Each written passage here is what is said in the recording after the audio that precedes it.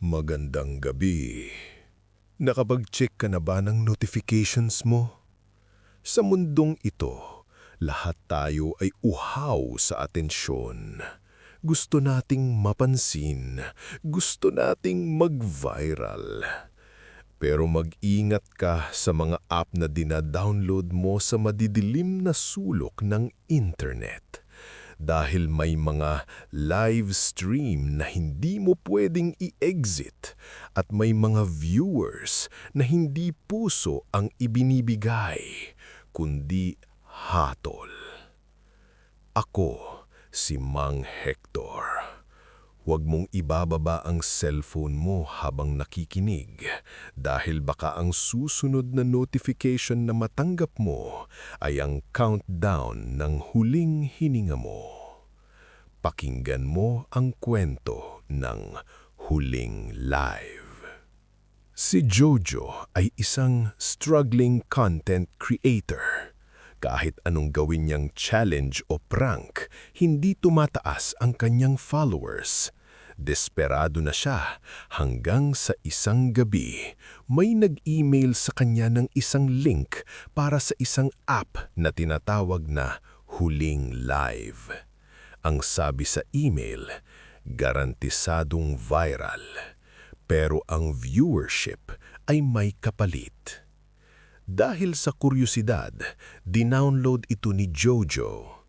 Ang icon ng app ay isang nakadilat na mata na may luhang dugo. Pagbukas niya, kusa itong nag-livestream. Ang nakakapagtaka, ang camera ay hindi galing sa phone niya, kundi isang third-person view. Nakikita ni Jojo ang sarili niya mula sa itaas na tila may nakalutang na kamera sa kanyang kisame. "Hello? May nakakapanood ba?" tanong ni Jojo. Sa ilalim ng screen, lumitaw ang viewer count na 0.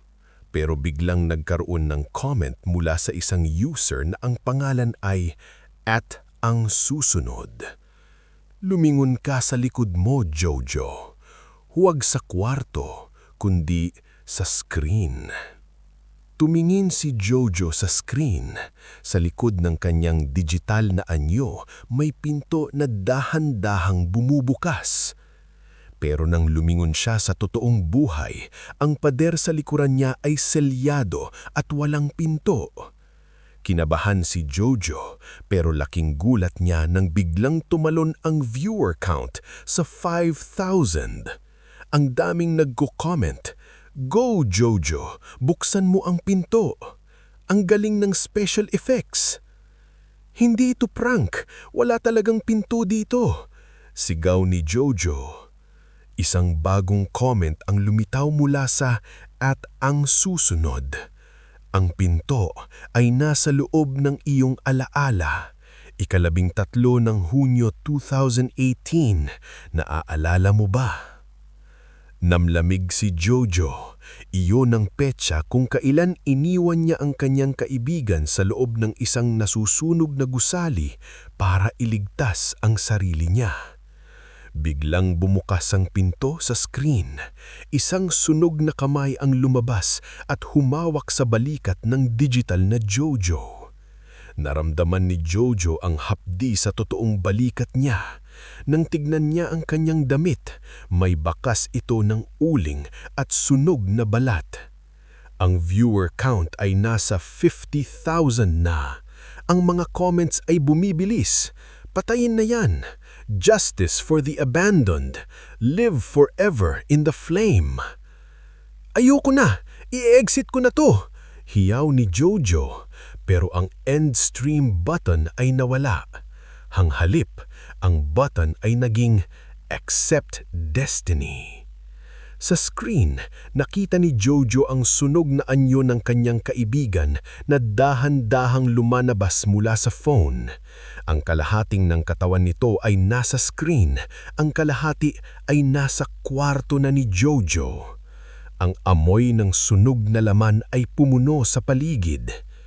Tumingin si Jojo sa screen. Ang viewer count ay 99,999. Isang huling comment ang lumitaw mula sa "at ang susunod." Kapag umabot ng 100,000, ang stream ay magiging totoo. Isang viewer na lang. Namlabo ang paningin ni Jojo. Nakita niya ang sarili niyang daliri na kusa ng gumagalaw patungo sa screen. Tila siya mismo ang magiging 100,000 viewer para panoorin ang sarili niyang katapusan.